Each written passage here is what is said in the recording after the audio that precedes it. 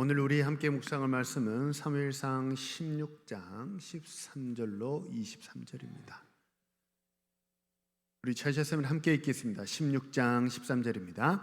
사무엘이 기름 뿔병을 가져다가 그의 형제 중에서 그에게 부었더니 이날 이후로 다윗이 여호와의 영에게 크게 감동되니라. 사무엘이 떠나서 라마로 가니라. 여호와의 영이 사무엘에게서 떠나고 여호와께서 부리시는 악령이 그를 번뇌하게 한지라. 사울의 신하들이 그에게 이르되 보소서, 하나님께서 부리시는 악령이 왕을 번뇌하게 하온즉 원하건대 우리 주께서는 당신 앞에서 모시는 신하들에게 명령하여 수금을 잘 타는 사람을 구하게 하소서. 하나님께서 부리시는 악령이 왕에게 이를 때에 그가 손으로 타면 왕이 나으시리다 하는지라. 사울이 신하에게 이르되 나를 위하여 잘 타는 사람을 구하여 내게로 데려오라 하니 소년 중 한 사람이 대답하여 이르되 내가 베들레헴 사람 이새의 아들을 본즉 수금을 탈 줄 알고 용기와 무용과 구변이 있는 준수한 자라. 여호와께서 그와 함께 계시더이다 하더라. 사울이 이에 전령들을 이새에게 보내어 이르되 양치는 내 아들 다윗을 내게로 보내라 하매 이새가 떡과 한 가죽 부대의 포도주와 염소 새끼를 나귀에 실리고 그의 아들 다윗을 시켜 사울에게 보내니 사울에게 이르러 그 앞에 모셔 삼매 사울이 그를 크게 사랑하여 자기 무기 드는 자로 삼고 또 사울이 이새에게 사람을 보내어 이르되 원하건대 다윗을 내 앞에 모셔 서게 하라. 그가 내게 은총을 얻었느니라 하니라. 하나님께서 부리시는 악령이 사울에게 이를 때 다윗이 수금을 들고 와서 손으로 탄즉 사울이 상쾌하여 낫고 악령이 그에게서 떠나더라. 아멘. 할렐루야.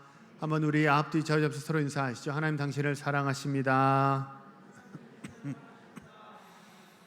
한번 고백하겠습니다. 나는 복받은 사람입니다.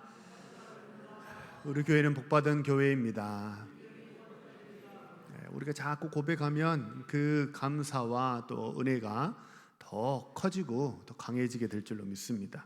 오늘은 가라앉게 하는 님, 떠오르게 하는 님이라는 제목으로 하나님 말씀을 전하겠습니다.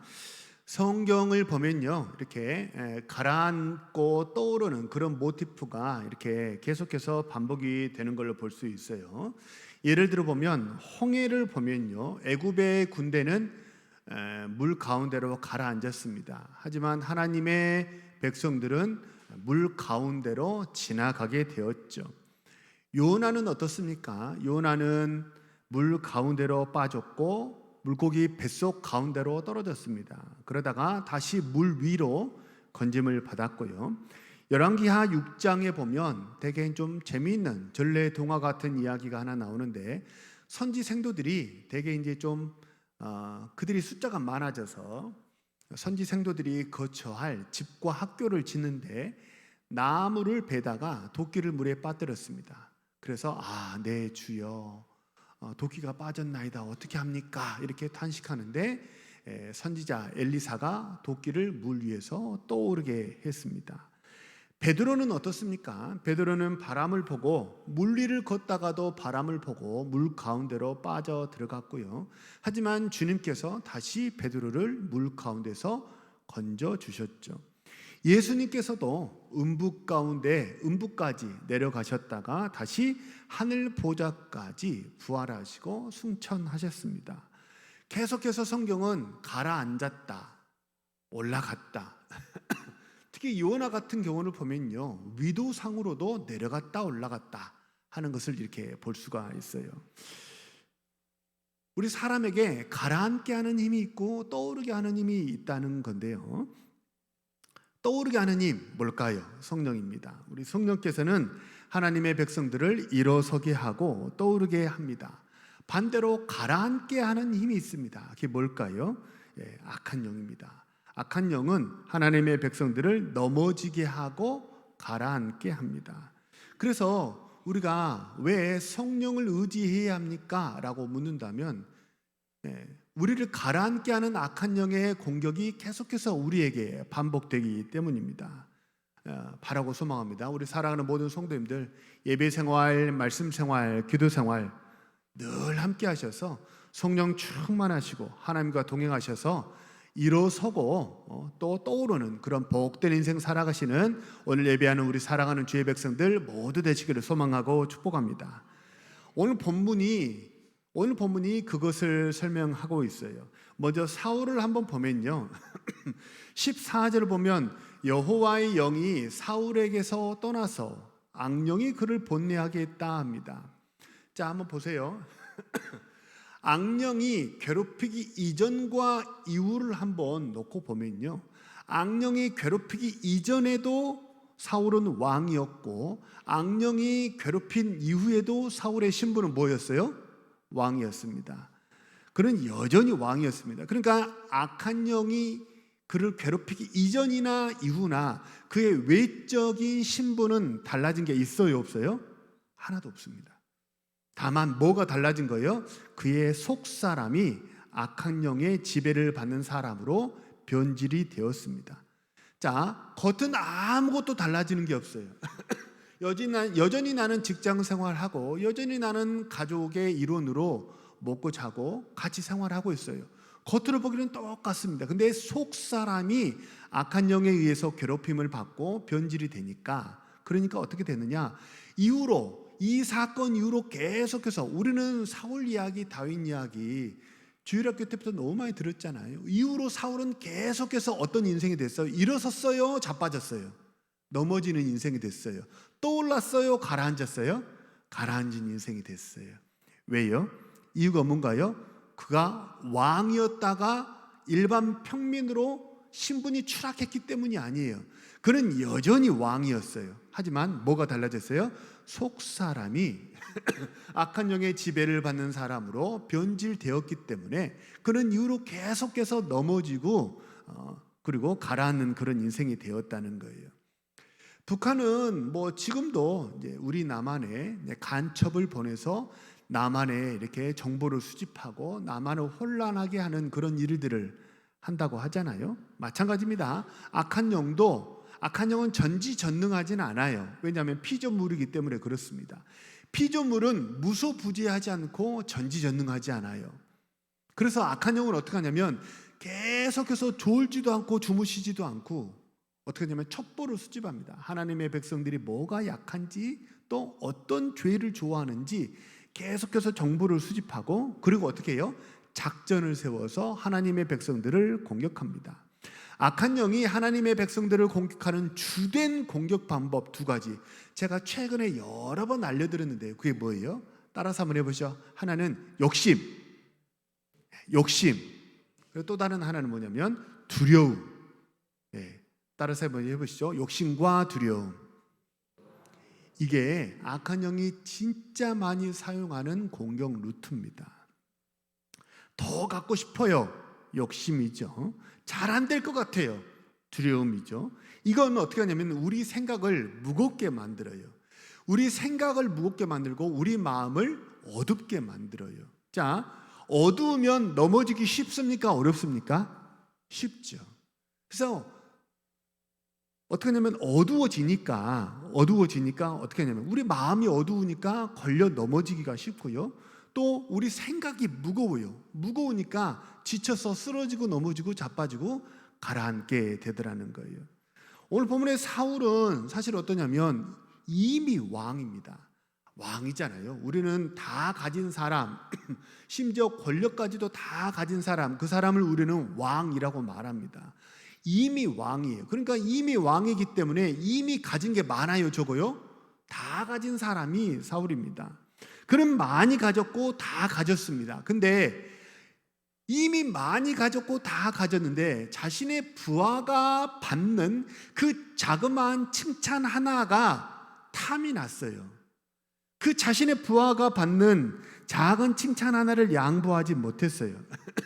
그래서 그 부하가 받는 그 칭찬까지 다 모조리 내가 갖고 싶은 욕심이 들었고, 그 칭찬을 내가 받지 못하고 또 결국 그 칭찬 때문에 내 나라를 뺏길까 봐 마음속에 뭐가 들었어요? 두려움이 들었어요. 욕심과 두려움이 사울에게 역사하기 시작했습니다. 그래서 어떻게 됐어요? 더 가져야 된다. 더 가져야 된다. 더 잘해야 된다. 더 인정받아야 된다라는 그런 강박이 사울의 머리를 무겁게 하고 마음을 어둡게 했어요. 그래서 결국 어떻게 된 거예요? 넘어지게 되었고 그리고 가라앉게 되었어요. 하나님과 멀어지고 악한 영이 그것을 틈을 타가지고 두려움과 욕심의 틈을 타서 사울을 지배해서 하나님과는 멀어지고 넘어지고 자빠지는 그런 인생이 되었다는 거죠. 그래서 어떻게 됐습니까? 이미 많이 가졌어요. 그런 왕이니까요. 근데 다 가졌지만 이미 가진 것까지도 다 잃어버리는 그런 인생이 되었다는 거예요. 바라고 소망으로 사랑하는 모든 이 시간 예배하는 성도님들, 만약 필요한 것이 있으시다면 기도와 간구로 하나님께 응답받으시는 우리 사랑하는 성도님들 되시기를 소망하고 축복합니다. 필요한 게 있으면 사람한테 말하지 마시고 하나님께 기도하세요. 기도와 간구로 응답받으시기를 소망합니다. 근데 하나님께 받았어요. 그것을 내가 원하는 만큼 받았든지 아니면 더 적게 받았든지 더 많이 받았든지 하나님 아버지께서 가장 좋은 때에 우리에게 가장 적절한 것으로 주신 줄로 믿으시길 바랍니다. 하나님께 받았어요. 받았으면 어떻게 해야 돼요? 주신 것이 족한 줄로 알고 감사와 찬양으로 하나님께 영광 돌리시기를 소망하고 축복합니다. 필요한 거 있으면 뭐 하면 된다고요? 기도하면 돼요. 받았으면 뭐 하면 돼요? 감사하고 찬양하면 돼요. 이것이 뭐냐면 넘어지지 않는 비결이고 그리고 가라앉지 않게 되는 비결이라는 것입니다. 오늘 본문에 다윗이 그랬습니다. 다윗은 사울과 정반대였습니다. 우리 13절을 한번 볼까요? 13절 우리 같이 한번 읽어보시죠. 시작. 사무엘이 기름 뿔병을 가져다가 그의 형제 중에서 그에게 부었더니 이날 이후로 다윗이 여호와의 영에게 크게 감동되니라. 자, 사울과 같은 패턴으로 다윗도 한번 보시죠. 자, 기름 부음 받기 이전에 다윗은 신분이 뭐였어요? 목동이었습니다. 기름 부음 받은 이후에 다윗의 신분은 뭐였어요? 여전히 목동이었습니다. 겉으로 보기에 달라진 게 있어요, 없어요? 하나도 달라진 게 없었습니다. 다만 달라진 게 딱 하나 있어요. 뭐가 달라졌어요? 그의 속사람이 성령으로 충만한 그런 변화하고 성장하는 사람이 되었다는 거예요. 사울과 정반대죠. 사울도 다윗도 겉보기의 조건은 똑같습니다. 달라진 게 하나도 없어요. 악신이 오기 이전이나 이후나 성령이 오기 이전이나 이후나 그들의 신분은 아무것도 달라진 게 없었어요. 딱 속 사람만 바뀌었어요. 사울은 변질되었고 다윗은 성장했습니다. 바뀌게 되었죠. 그래서 이후로 다윗은 어떻게 됐습니까? 사울은 계속해서 넘어지고 가라앉는 그런 인생이 된 반면에 우리 너무 잘 알죠. 다윗은 어떻게 됐어요? 이후로 계속해서 일어서고 떠오르는 인생이 되었습니다. 이유가 뭐예요? 그가 왕궁에 들어갔기 때문이 아니에요. 그가 왕궁에 들어가서 그가 청와대에 취직을 하고 좋은 직장 뭐 고위직 공무원이 됐기 때문에 그의 인생이 일어서고 떠오른 게 아니에요. 딱 하나 달라진 게 뭐예요? 속사람이 성령으로 충만하게 됐어요. 하나님과 점점점 더 가까워지게 된 거죠. 그것이 다윗을 일어서게 하고 떠오르게 하는 비결이었습니다. 사울은 전쟁에서 패배했기 때문에 쓰러진 게 아니에요. 우리가 지금 읽은 게 사무엘상 16장인데요. 11장을 보면 이미 사울은 암몬과의 전쟁에서 대승을 거두었습니다. 이미 사울은 대승을 거두었어요. 그때가 사울에게 기름 부은 이후거든요. 그러니까 사울이 넘어지고 자빠진 것은 전쟁에서 패배했기 때문이거나 또는 왕위를 빼앗겼기 때문이 아니에요. 그는 여전히 왕이었고 그는 이미 전쟁에서 대승을 거두어서 나라를 구한 구국 영웅이었습니다. 근데 사울이 넘어지고 가라앉게 된 것은 하나님과 멀어지게 됐기 때문이에요.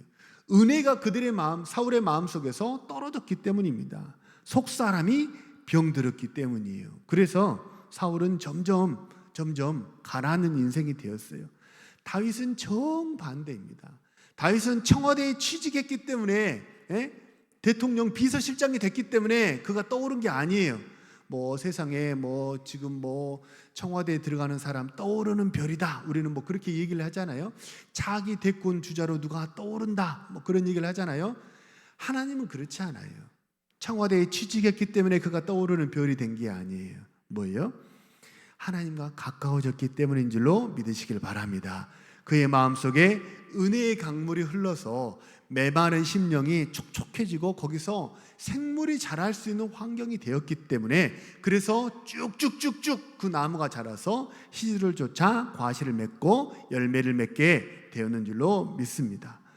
우리 인생도 마찬가지입니다. 우리 사랑하는 모든 동원의 성도님들, 오늘 진심으로 축복합니다. 일어서시는 인생이 되시고 떠오르는 샛별 같은 인생 살아가시기를 소망하고 축복합니다. 뭐가 우리를 그렇게 만들어줘요? 뭐가 우리 인생을 일어서게 하고 뭐가 우리 인생을 떠오르게 해요? 학벌이 아니에요. 실력이 아니에요.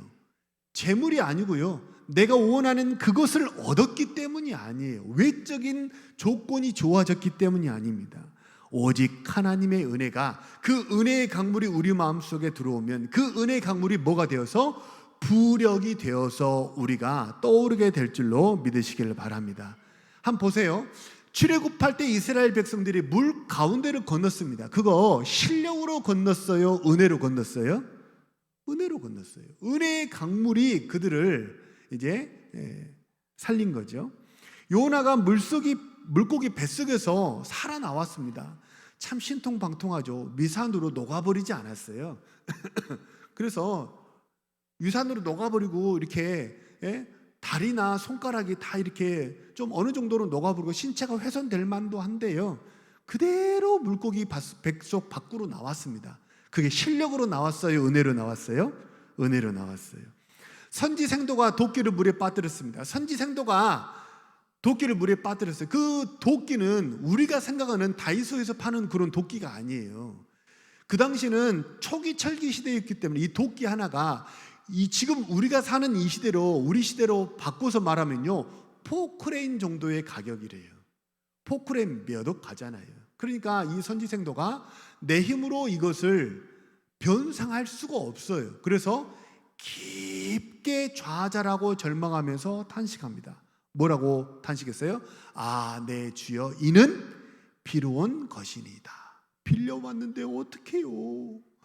우리는 그거 사서 갚을 수 있는 돈이 없는데 어떡해요? 뭐가 떠오르겠어요? 하나님의 은혜가 물 가운데 빠진 도끼를 다시 떠오르게 한 줄로 믿으시기를 바랍니다. 베드로가 물 위를 걷다가 물 가운데로 빠져들었습니다. 물길을 그대로 걸어가면 되는데, 근데 어떻게 했냐면 바람을 보고 물 가운데 빠져갔다 그래요. 바람을 보고. 자, 물 가운데 빠진 베드로가 다시 물 위로 떠올랐습니다. 다시 배 위로 올라왔어요. 베드로가 영험한 영역이 생겨가지고 그렇게 실력이 좋아져가지고 물 위로 올라온 게 아니죠. 무엇이 베드로를 떠오르겠습니까? 주님이 긍휼히 여겨주시는 주님의 은혜가 이 믿음 없는 베드로를 다시 물 위로 건져주신 줄로 믿으시길 바랍니다. 우리가 어떻게 해야 일어서게 되고 어떻게 해야 떠오르게 됩니까? 나의 나됨을 주장하면 가라앉게 돼요. 왜 우리 시쳇말로 뭐라고 얘기했냐면 살고자 하면 어떻게 되고? 죽게 되고, 반대로 죽고자 하면 산다, 그런 얘기를 하잖아요. 살고자 하면 죽게 되고 죽고자 하면 살게 된대요. 그러니까 내가 살아있잖아요. 자아가 살아있고 내 뜻대로 안 되면 심통 부리는 게 이 다 자아예요. 목리 부리고 막 사람들에게 짜증내고, 이게 다 뭐냐면 자아거든요. 옛사람, 정욕, 혈기, 그죠? 에고. 이거 살아있으면 되려 거꾸로지게 된다는 거예요. 근데 반대로 혈기와 자아와 정욕과 옛사람을, 에고를 십자가에 못 박아서 죽었어요. 그러면 어떻게 돼요? 다시 떠오르게 될 줄로 믿으시기를 바랍니다. 떠오르는 건 내 힘으로 못해요. 절대 못해요. 자, 우리가 세상 살면서 사실 실력을 인정받고 싶고 사람들에게 좋은 평가받고 싶죠. 칭찬받고 싶고 인정받고 싶고, 그래서 좀 뭔가 인생이 메이드되는 그런 복된 인생을 살고 싶은 마음이 다 있습니다. 근데 그거 누가 하게 해요? 내가 자아가 살아가지고 내 고집을 피우잖아요. 그러면 실력이 잘 늘질 않아요. 칭찬이 늘지를 않아요. 인정이 늘질 않아요. 되려 거꾸러지는 인생을 살게 되더라는 거예요. 우리 다 같이 오늘 본문 18절 말씀을 우리 같이 한번 읽어볼까요? 시작. 베들레헴 사람 이새의 아들을 본즉 수금을 탈 줄 알고 용기와 무용과 구변이 있는 준수한 자라. 여호와께서 그와 함께 계시더이다 하더라. 제가 이렇게 언더라인 해놨는데요. 다윗이 잘하는 게 5가지나 있었다고 지금 사람들이 다윗을 추천을 했거든요. 다윗이 잘하는 거 5가지. 자, 한번 볼까요? 첫 번째 뭐예요? 수금. 두 번째는 용기. 세 번째는 무용은 우리 시우리가 하는 무용, 이런 거, 김연아가 하는 무용 그런 거 아니고 무예죠, 무예. 그다음에 네 번째는 구변. 5번째는 자, 수금은 악기 연주를 잘했다는 뜻이고요. 용기는 뭐냐면 겁이 없는 게 용기가 아니에요. 겁은 사람마다 다 있습니다. 근데 뭐예요? 용기라는 것은 내가 해야 될 일을 주저하지 않고 한다는 거예요. 포기하지 않고 하는 게 용기인 줄로 믿으시길 바랍니다. 그 다윗은 그의 기록을 보면 사자나 곰이 왔더라도 내가 해야 될 일을 포기하지 않았어요. 내가 목동으로서 다윗이 해야 될 일이 뭐였어요? 양을 지키는 거였죠. 그게 용기예요. 무용은 무예가 출중했다는 얘기고, 구변은 뭐냐면 말을 잘했다는 거예요. 그러니까 되게 보면 사기꾼도 말을 잘하고 그렇잖아요. 근데 여기서 말하는 구변, 말을 잘했다는 건 뭐냐면요, 그 사람 말에 뭐가 있어요? 은혜가 있어요. 무엇이 있어요? 맛이 있어요.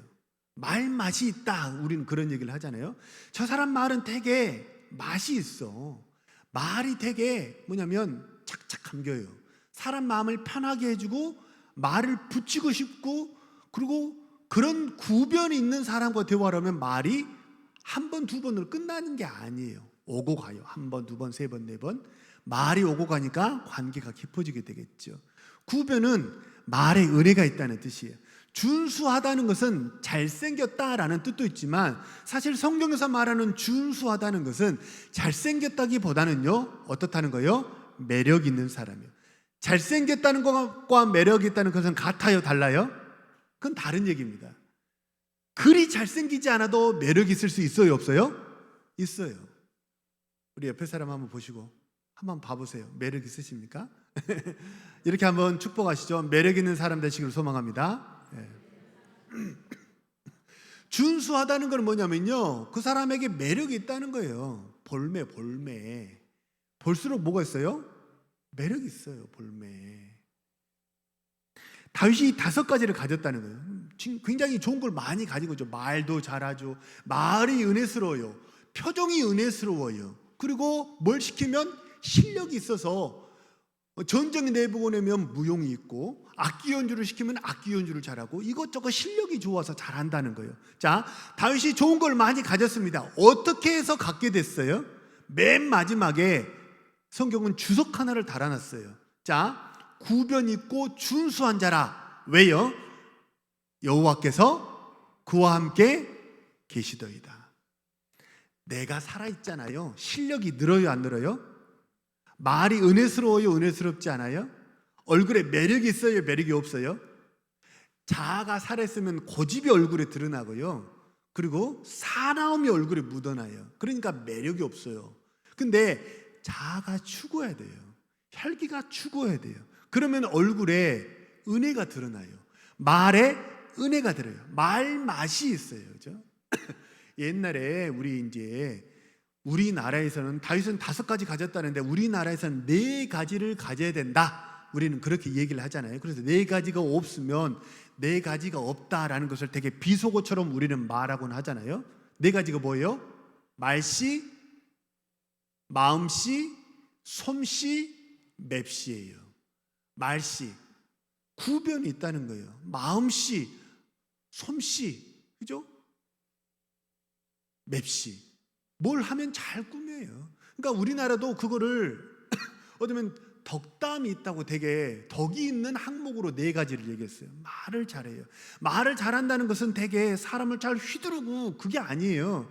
되게 그 사람 마음을 평안하게 해주고 바른 길로 잘 이끌어주는 거 말씨예요. 마음씨, 솜씨. 그죠? 이거 내가 가지려고 하면 이게 다 실력이거든요. 다윗은 5가지, 우리 선배들은, 우리 조상들은 4가지를 얘기했어요. 이거 한마디로 압축하면 실력입니다. 근데 실력인데 이 실력을 내가 가지려고 하면 내가 말을 잘하려고 하고 막 그러잖아요. 자아가 살아있으면 되려 그게 잘 되지 않아요.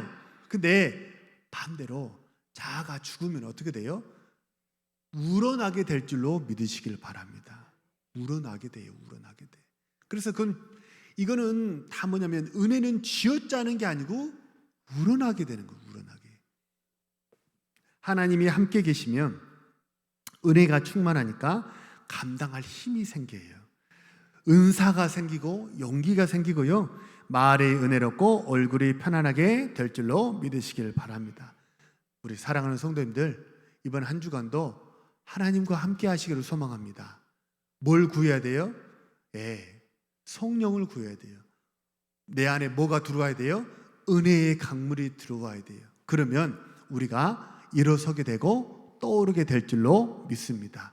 우리 사랑하는 성도, 이번 한 주간도 계속해서 말씀 생활, 기도 생활, 성령과 늘 동행하는 한 주간 되시기를 소망합니다. 성경을 읽었다, 기도했다는 것은 뭐냐면 종교적인 행위를 했다는 게 아니고 옛사람이 죽었다는 걸 말하는 거예요. 자꾸 죽여야 돼요. 그거 자꾸 살아나고 좀비처럼 살아나거든요. 날마다 정과 욕심을 십자가에 못 박고 성령과 함께 하심으로, 그래서 우리 모두 일어서고 떠오르는 복된 인생 살아가시는 우리 사랑하는 주의 백성들 모두 되시기를 소망하고 축복합니다.